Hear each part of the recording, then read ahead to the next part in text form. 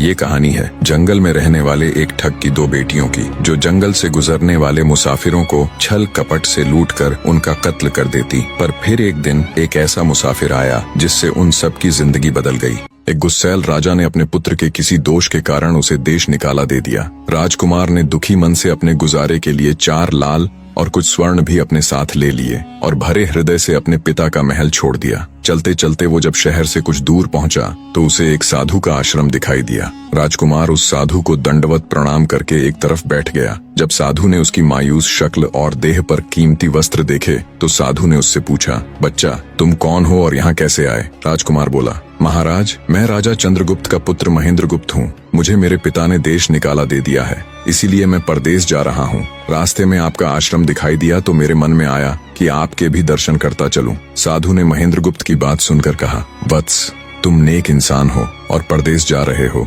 इसलिए मैं तुम्हें 4 बातें बताता हूँ। तुम उन बातों पर अमल करना। परदेश में ये बातें तुम्हारे अवश्य ही काम आएंगी। पहली यह कि परदेश में एक से भले 2 होते हैं। दूसरी यह कि परदेश में दूसरे के हाथ का बना खाना मत खाना। अगर खाना भी पड़े तो पहले किसी जानवर को खिला देना। तीसरी बात यह कि परदेश में किसी दूसरे की बिछाई हुई चारपाई पर मत सोना। अगर सोना भी हो तो पहले बिस्तर को अच्छी तरह झाड़ लेना। चौथी बात यह कि यदि कहीं शत्रुओं के फंदे में फंस जाओ तो जहाँ तक हो सके नरमी और ज्ञान की बातें सुनाकर अपना उद्देश्य प्राप्त करना। साधु ने कहा, मेरी ये 4 बातें हमेशा याद रखना। साधु की बातें सुन साधु को प्रणाम कर राजकुमार परदेश चल पड़ा। जब चलते चलते बहुत दिन बीत गए तो वह एक जंगल में पहुंचा। वहां उसने देखा कि एक चील एक कछुए के बच्चे को लेकर उड़ी जा रही है। संयोगवश बच्चा उस चील के पंजे से निकलकर गिर गया। महेंद्रगुप्त ने कछुए के तड़पते हुए बच्चे को देखा तो उसे बड़ी दया आई। उसने मन में सोचा कि इस बच्चे को पालना चाहिए। इस बच्चे को पालने से 2 बातें होंगी। पहली तो यह कि इस बच्चे के प्राण बच जाएंगे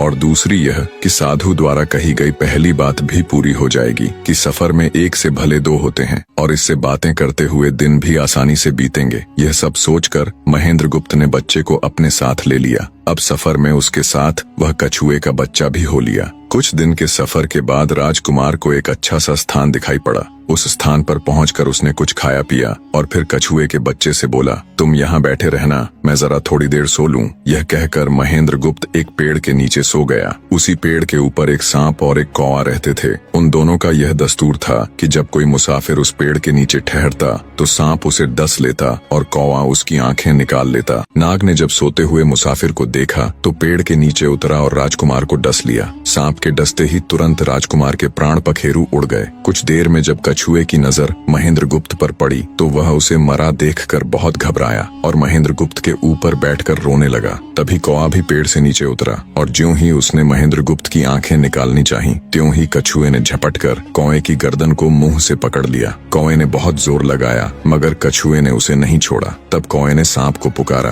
कौवे की आवाज सुनकर सांप आ गया। उसने बड़े जोर से कछुए की पीठ पर डंक मारा परंतु कछुए ने अपना मुंह भीतर कर लिया। सांप ने कई बार कछुए की पीठ पर डंक मारा किंतु हर बार कछुआ अपना मुंह अंदर कर लेता। जब सांप का कछुए पर बस नहीं चला तो उसने कछुए से प्रार्थना की कि तुम मेरे मित्र को छोड़ दो। यह सुनकर कछुआ बोला, नहीं, तूने मेरे मित्र को डसा है, अब मैं भी तेरे मित्र की जान लूंगा। तू मेरे मित्र को छोड़ दे तो मैं तेरे मित्र को जीवित कर दूंगा। यह कहकर सांप ने काटी हुई जगह पर मुंह रखकर महेंद्रगुप्त के शरीर से विष खींच लिया और बोला, अब तो मेरे मित्र को छोड़ दे। कछुए ने जब राजकुमार को देखा कि उसे थोड़ा होश आ रहा है और उसका जहर उतर रहा है तो उसने कौवे को छोड़ दिया। जब महेंद्रगुप्त को होश आया तब कछुए ने उसे सांप के डसने का सारा हाल सुनाया। कछुए की बात सुनकर तुरंत महेंद्रगुप्त के मन में साधु की बताई पहली बात खटकी। सोचा, साधु की एक बात तो काम आई कि 1 से भले 2 होते हैं। मन ही मन उसने साधु को धन्यवाद दिया और आगे बढ़ चला। चलते चलते कुछ दिनों के बाद जब वे समुद्र के किनारे जा पहुंचे तब कछुए के बच्चे ने कहा, मित्र, मेरा देश आ गया है। यदि तुम कहो तो मैं अपने माता पिता से मिलाऊं। उनसे बिछड़े बहुत दिन हो गए हैं, वे बहुत दुखी होंगे। महेंद्रगुप्त ने उसे जाने की आज्ञा दे दी और स्वयं रात को वहीं समुद्र के किनारे उस जंगल में ठहर गया। जिस जंगल में राजकुमार ठहरा हुआ था उसी जंगल में वहां से कुछ दूर ही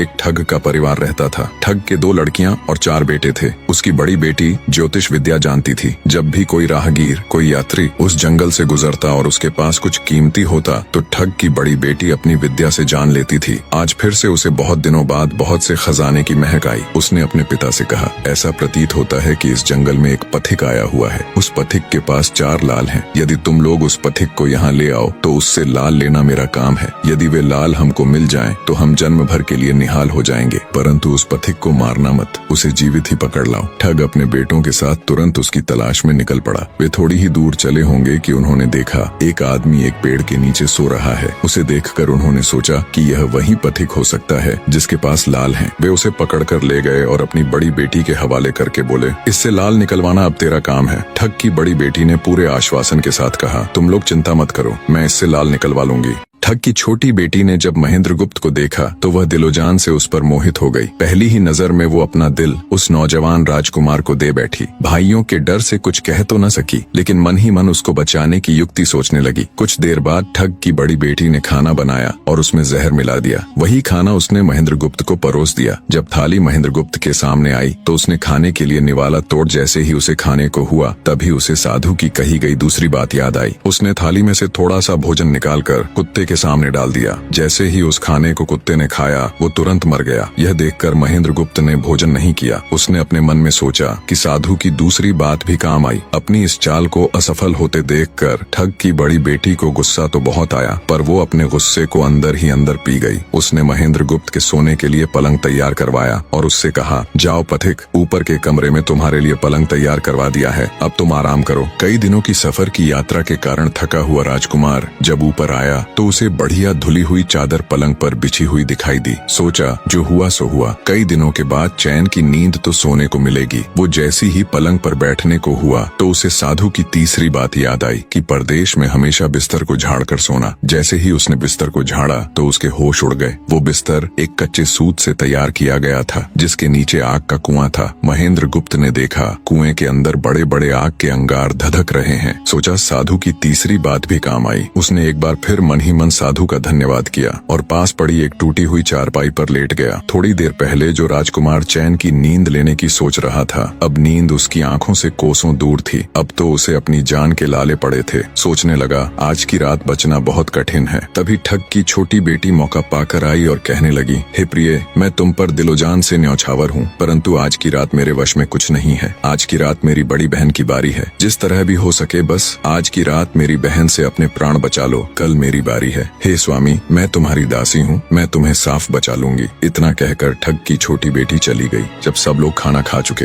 तो ठग की बड़ी बेटी ऊपर बने कमरे में चली। सोचा अब तक तो पथिक जलकर राख बन चुका होगा, पर जैसे ही वो कमरे के अंदर आई और देखा कि पथिक तो बिल्कुल सही सलामत टूटी हुई चारपाई पर लेटा हुआ है तो उसके क्रोध की कोई सीमा न रही। तुरंत उसने कटार निकाली और क्रोध से बोली, हे पथिक, या तो अपने 4 लाल मुझे अभी के अभी दे दे, वरना मैं तुझको मार डालूंगी। उसी समय महेंद्रगुप्त को साधु की चौथी बात याद आई कि कहीं शत्रुओं के फंदे में फंस जाओ तो जहाँ तक हो सके नरमी और ज्ञान की बातें सुनाकर अपना उद्देश्य प्राप्त करना। उसने सोचा कि आज रात बचना मुश्किल है, पर साधु की चौथी बात भी आजमानी चाहिए। महेंद्रगुप्त ने यह सब सोचकर लड़की से कहा, मेरे पास लाल नहीं है। यदि तू मुझको मारेगी तो वैसे ही पछताएगी जैसे बंजारा अपने कुत्ते को मारकर पछताया था। लड़की गुस्से में बोली, कौन बंजारा और कौन सा कुत्ता, क्या बक रहे हो तुम? तब राजकुमार बोला, तुम नहीं जानती तो सुनो लड़की, एक बंजारा था जिसने एक कुत्ता पाल रखा था। वो कुत्ता बहुत समझदार था जिसे बंजारा अपनी औलाद से भी ज्यादा प्यार करता था। एक समय ऐसा आया कि एक कातक नाम की भयंकर बीमारी के चलते बंजारे का सारा परिवार उस बीमारी की भेंट चढ़ गया और बंजारे की करोड़ों की संपत्ति भी बिक गई। दुखी बंजारा अपने कुत्ते को लेकर आगरा में एक साहूकार के पास जाता है और साहूकार को 10,000 के बदले अपना कुत्ता गिरवी रखने को बोलता है। उस समय 10,000 एक बहुत बड़ी रकम होती थी। पहले तो बनिए ने बंजारे को मना कर दिया, पर फिर कुछ सोचकर उसने बंजारे को 10,000 रुपए दे दिए। कुछ ही समय बीता था कि एक रात सेठ के घर डाकू घुस गए। बंजारे का कुत्ता सब हरकत देख रहा था। सोचा भौंकूंगा तो परिवार के सब लोग उठ जाएंगे और ये डाकू उनका भी कत्ल कर देंगे। वो चुपचाप बस उनको देखता रहा। जब डाकू सेठ के घर चोरी किए हुए धन को लेकर चल पड़े तो कुत्ता चुपचाप उनके पीछे पीछे हो लिया। सेठ के पास इतना धन था कि डाकू उसे निकाल तो लाए, पर अब उनसे वो लेकर चला भी नहीं जा रहा था। दिन भी निकलने के करीब हो चला था। डाकुओं ने सोच विचार कर उस धन को एक तालाब के अंदर छिपा दिया। सोचा बाद में आराम से निकाल ले जाएंगे। कुत्ता डाकुओं की सब करामात देख चुपचाप वापस घर चला गया। सुबह हुई तो सेठ के घर कोहराम मच गया। पता चला कि चोर सारा धन निकाल ले गए। सेठ का रो रो कर बुरा हाल था। आसपास के लोग उसे दिलासा दे रहे थे। सेठ ने रोते रोते कहा, मैंने सुना था बंजारे का कुत्ता बहुत समझदार है, पर ये नमक हराम तो एक बार भौंका तक नहीं। तभी बंजारे का कुत्ता उस सेठ की धोती पकड़कर खींचने लगा। कुत्ते की हरकत देख पास खड़े एक समझदार व्यक्ति ने सेठ से कहा, सेठ जी, ये कुत्ता कुछ कहना चाहता है, हमें इसकी सुननी चाहिए। और सभी लोग कुत्ते के पीछे पीछे हो लिए। सबको लेकर कुत्ता उसी तालाब के पास पहुंच गया जहां रात को डाकुओं ने सारा धन छिपाया था, और तालाब में घुसकर अशर्फियों से भरी थैली अपने मुंह में दबाकर बाहर आया। तुरंत सेठ के नौकर उस तालाब में कूद गए और चोरी किया हुआ सारा धन बरामद कर लिया। सब देख सेठ आंखों में अश्रु लिए कुत्ते से कहता है, मुझे माफ कर देना, मैंने तुम्हें बहुत बुरा भला कहा। सेठ ने वही कागज मंगवाया और बंजारे के नाम चिट्ठी लिखी, भाई बंजारे, तेरे कुत्ते ने मेरे 10,000 पूरे कर दिए। मैं तेरे कुत्ते को तेरे पास भेज रहा हूँ। अगर तुझे और भी 10, 20, 50 हजार की जरूरत हो तो मेरे पास आकर ले जाना। इतने समझदार कुत्ते को मेरे पास छोड़ने के लिए तहे दिल से तुम्हारा धन्यवाद। बनिया चिट्ठी कुत्ते के गले में टांग उसे नम आंखों से विदाई देता है। कुत्ता घूमता घूमता जब 4-5 दिन बाद बंजारे के पास पहुंचता है तो कुत्ते को आता देख बंजारे के तन बदन में आग लग जाती है। कहता है, मैं तुझे बनिए के पास गिरवी रख कर आया था और तू वहाँ से भाग आया। तूने मेरी बेइज्जती करवा दी। गुस्से में अंधा हुआ बंजारा तुरंत पिस्तौल निकाल कुत्ते को गोली मार देता है और सिर पकड़कर वहीं बैठ जाता है। कुछ देर बाद जब उसकी नजर कुत्ते के गले में टंगी हुई पर्ची पर पड़ी तब बंजारा वो पर्ची निकाल उसे पढ़ता है। पर्ची पढ़ते ही बंजारा फट पड़ता है। वो दहाड़े मार मार खून के आंसू रोता है। पर अब भला क्या हो सकता था। बंजारे की कहानी सुना महेंद्र गुप्त ठग की बेटी से कहता है, एक और कहानी सुनो लड़की।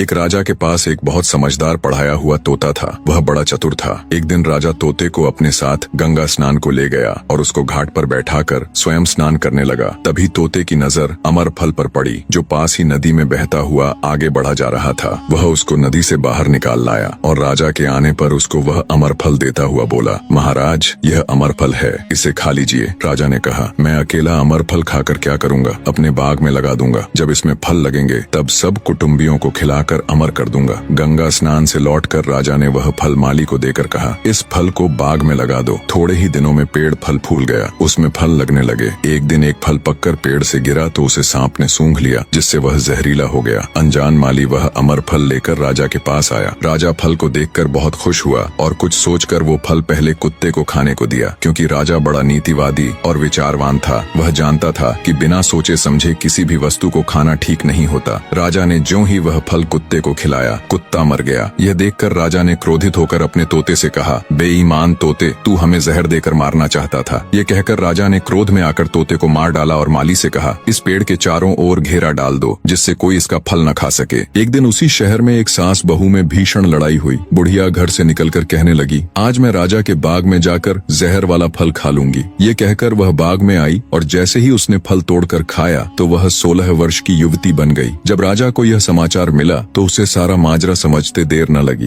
राजा को बड़ा दुख हुआ। वह कहने लगा, वास्तव में यह अमर फल ही है, मैंने व्यर्थ ही इतने समझदार तोते को मार डाला। इतनी दास्तान कहते कहते सवेरा हो गया। तब ठग की बेटी ने महेंद्र गुप्त से कहा, आज तो तूने मुझे बातों में लगाकर अपनी जान बचा ली, परंतु आज रात मेरी छोटी बहन की बारी है, वो तुझे हरगिज जीवित न छोड़ेगी। जब ठग की छोटी बेटी को पता चला कि महेंद्र गुप्त जिंदा और बिल्कुल सही सलामत है तो उसकी खुशी का ठिकाना न रहा। अपनी बहन को दिखाने के लिए ऊपरी मन से बोली, तुम निश्चित रहो बहन, मैं आज इससे लाल लिए बगैर छोड़ने वाली नहीं हूँ। दिन बीता और रात हुई। तब ठग की छोटी बेटी महेंद्र गुप्त के पास गई और बोली, भगवान का शुक्र है जो तुमने चालाकी से अपनी जान बचा ली। महेंद्र गुप्त बोला, तुम सब ऐसा क्यों करते हो? तब ठग की छोटी बेटी बोली, हमारी तो यही रीति है कि मेरे भाई और बाप मुसाफिरों को पकड़कर लाते हैं और हम बहनें अपनी चालाकी से उनसे माल हथिया कर उन्हें मार डालती हैं। फिर वह बोली, पर तुम चिंता मत करो, अब मेरी बारी है और मैं तो दिलो जान से तुम्हारी दासी हूँ, तुम्हें जैसा समझ पड़े वैसा ही करो। यह सुनकर महेंद्र गुप्त बोला, प्रिय, तुम भी मुझे देखते ही पसंद आ गई थी। दिल करता है कि हर पल तुम्हारे पास ही रहूं। तुम अपनी बड़ी बहन की तरह नहीं हो, तुम एक नेक दिल औरत हो, तुमसे मेरा कुछ भी छिपा हुआ नहीं है। उसकी बात सुनकर ठग की बेटी ने कहा, तुम कहते हो कि मुझसे कुछ भी छिपा नहीं है, तो फिर वे लाल कहाँ हैं? महेंद्र गुप्त ने कहा, वो चारों लाल मेरी जांघ में हैं, अगर तुम निकालना चाहो तो निकाल लो। राजकुमार की बात सुन ठग की छोटी बेटी बोली, प्यारे